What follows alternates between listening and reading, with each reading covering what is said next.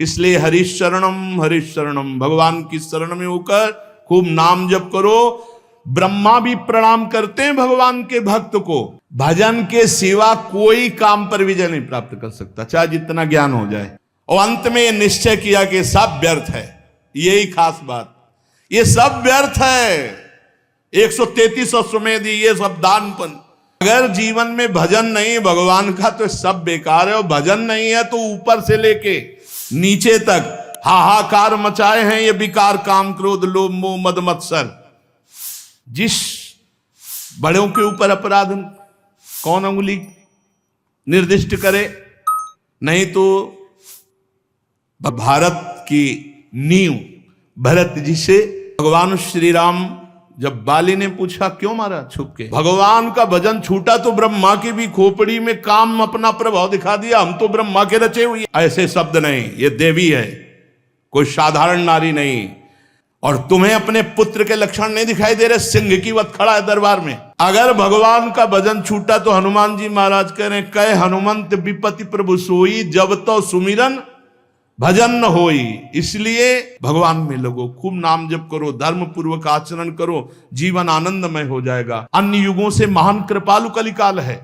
जो 10-10 हजार वर्ष पैर के अंगूठे केवल खड़े होकर भजन करने का फल था, वो 24 घंटे नाम कीर्तन करने से प्राप्त हो जाएगा। स्त्री पुरुष परस्पर मोह के कारण, ये जो आसक्ति के कारण बंधे रहते हैं, इसी से आत्मबोध नहीं हो पाता। ये हंसी खेल नहीं है माया मोह का त्याग करना।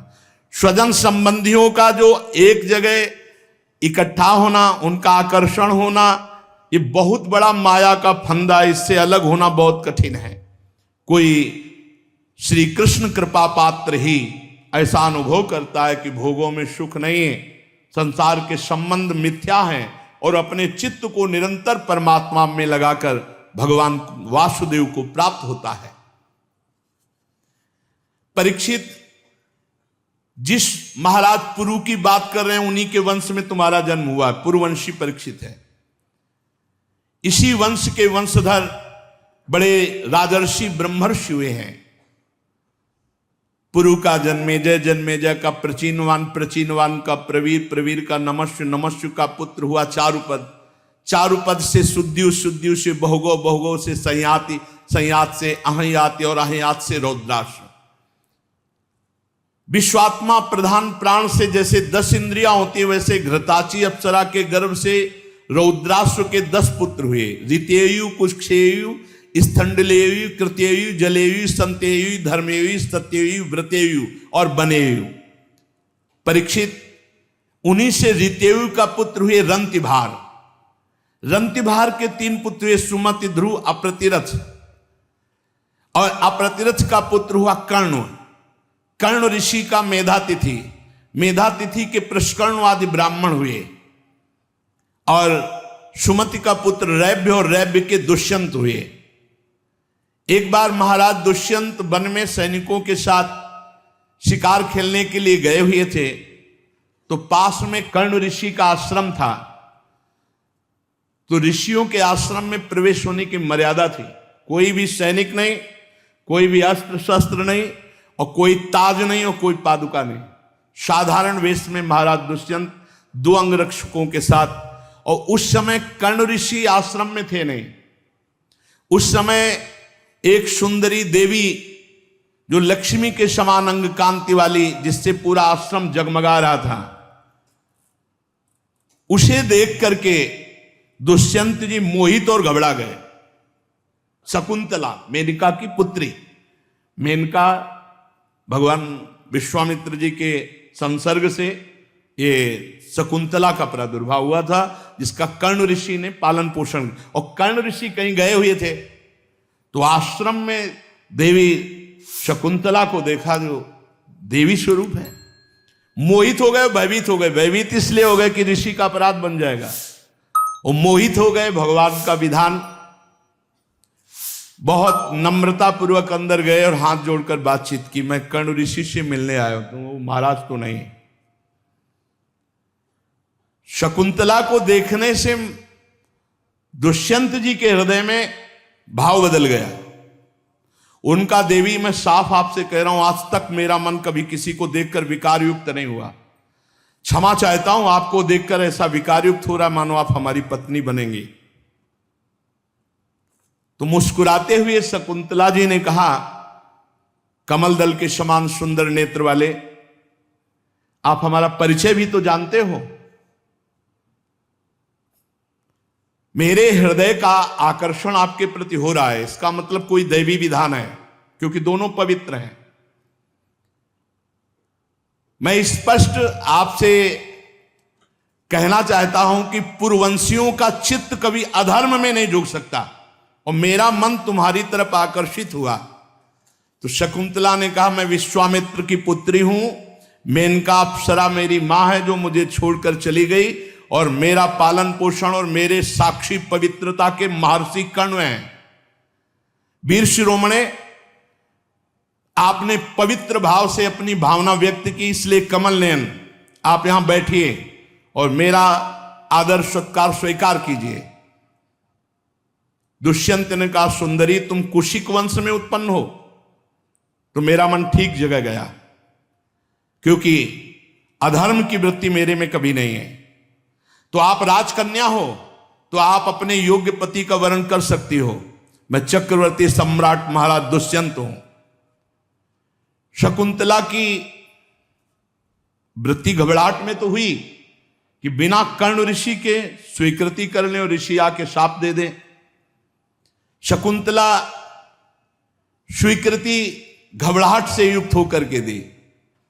दुष्यंत जी ने गांधर्व विधि से एकांत में पति पत्नी का भाव स्वीकार किया और राजधानी में चले आए और कहा, समय से हम तुम्हें बुलवा लेंगे। महर्षि कर्ण जब वन में आए तो शकुंतला भयभीत थी, क्योंकि दुष्यंत से सहवास हो गया था। कर्ण ऋषि ने कहा, बेटी तुम संकोच मत करो, मैंने ध्यान के द्वारा देखा है वो और कोई नहीं, चक्रवर्ती सम्राट महाराज दुष्यंत है और बड़े धर्मात्मा हैं। कुछ समय बाद महर्षि कर्ण के ही आश्रम में बालक प्रकट हुआ, विधि पूर्वक संस्कार किए गए और उसका नाम भरत हुआ। इतना बलवान था कि बड़े बड़े सिंहों को खेलता था, सिंहों के साथ खेलता था। भगवान का अंशावतार था, अमित पराक्रम था। शकुंतला जब देखा कि बहुत समय हो गया, महाराज दुष्यंत ना तो किसी सैनिक को भेजा, ना मंत्री को भेजा, ना कोई खबर। शकुंतला जी ने भरत जी को लिया और गई सभा में और कहा, महाराज आप पहचानते हैं मैं आपकी पत्नी हूं और ये पुत्र आपका है। तो दुष्यंत जी ने कहा, ऐसे थोड़ी क्या करके बोल दे कि मैं पत्नी हूं, ये पुत्र है, क्या प्रमाण है आपके पास? अस्वीकार कर दिया। राजा दुष्यंत ने जब अस्वीकार इसीलिए किए थे कि हर कोई नहीं जानता था, हर कोई नहीं जानता था, तो भरत जी को राजपद पर स्वीकार करने के लिए मंत्री पूरा परिकर जानना चाहिए। तो सत्य को भगवान साक्षी करते हैं। उन्होंने कहा कि निर्दोष पत्नी हो और निर्दोष पुत्र है, इसका क्या प्रमाण? तो तुरंत आकाशवाणी हुई, ए दुष्यंत ऐसे शब्द नहीं, ये देवी है, कोई साधारण नारी नहीं, और तुम्हें अपने पुत्र के लक्षण नहीं दिखाई दे रहे? सिंह की वत खड़ा है दरबार में। दुष्यंत अगर अब दोबारा शकुंतला का तिरस्कार किया तो यह है धर्म, धर्म इसे कहते हैं। भगवत वाणी हुई, दोबारा शब्द अवहेलना के मत बोल देना कि क्या प्रमाण कि ये पुत्र हमारा है, तुम पत्नी हमारी हो। अपने पुत्र का भरण पोषण करो, स्वीकार करो। यही चाहते थे दुष्यंत जी कि सभा में दिव्यता की है, क्योंकि एकांत मिलन था, इसको कौन जानता। शकुंतला परम पवित्र देवी है और यह गर्भ तुम्हारा ही धारण कराया हुआ है, आकाशवाणी ने ऐसा कहा। दुष्यंत जी ने सहर्ष भरत जी को स्वीकार किया और राजगद्दी चक्रवर्ती सम्राट पद पर अभिषेक किया और आप वनवास कठोर तप करके भगवान को प्राप्त हुए। आज भारतवर्ष इन्हीं के नाम से गाया जाता है। पृथ्वी पर महामहिमा जो भरत जी, उन्हीं के नाम से भारत।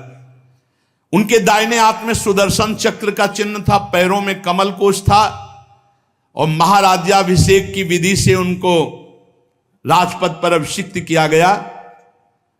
भरत ममता के पुत्र दीर्घतमा मुनि को पुरोहित बनाकर गंगा तट से गंगा सागर गंगोत्री तक 55 पवित्र अश्वमेध यज्ञ किए। यमुना तट से प्रयाग तक, यमुनोत्री तक 78 अश्वमेध यज्ञ किए। बड़े महात्मा पुरुष थे। यज्ञों की धनराशि से तृप्त कर दिया ब्राह्मणों को। दुष्यंत कुमार भरत यज्ञी अग्नि स्थापन बड़े उत्तम। करोड़ों अरबों गौओं का दान। 1000 ब्राह्मण में से प्रत्येक ब्राह्मण को एक एक बद्ध गौएं, 13,084 ये गौएं एक एक ब्राह्मण को, और 33, 55 और 78, 55 और 78 कितने हैं? हाँ, ऐसे ब्राह्मणों को स्वर्ण से जटित घोड़े प्रत्येक ब्राह्मण, और 133 अश्वमेध यज्ञ किए। समस्त नरपतियों को असीम आश्चर्य में डाल देने वाले महाराज दुष्यंत पुत्र भरत हुए। उन्होंने भगवान श्री हरि को गुरु के रूप में वर्ण करके उनकी प्रसन्नता के लिए यज्ञ की। यज्ञ में एक कर्म मशनार होता है, उसमें भरत जी ने सुवर्ण से विभूषित श्रेष्ठ दांतों वाले 14 लाख हाथी ब्राह्मणों को दान किए। भरत जी ने जो महान कर्म किया वो न पहले कोई राजा कर सका और न आगे कोई कर सकेगा। जैसे कोई स्वर्ग से हाथ नहीं छू सकता, ऐसे दुष्यंत पुत्र भरत की बराबरी नहीं कर सकता। भरत ने दिग्विजय के समय किरात, ऋण, यवन, अंध, कंक, खस, शक, म्लेच्छ इन सब ब्रह्मद्रोहियों को, समाज द्रोहियों के मूड़ मुड़ा कर छोड़ दिए, किसी को मार दिया, ऐसे किए। बलवान असुर भाव वालों को पराजित करके रसातल में मिला दिया भरत जी ने। ऐसे राजा थे वो। अपनी प्रजा का 27,000 वर्ष तक एक क्षत्र चक्रवर्ती सम्राट पद से शासन किया, और अंत में यह निश्चय किया कि सब व्यर्थ है। यही खास बात, ये सब व्यर्थ है। 133 अश्वमेध, ये सब दानपन।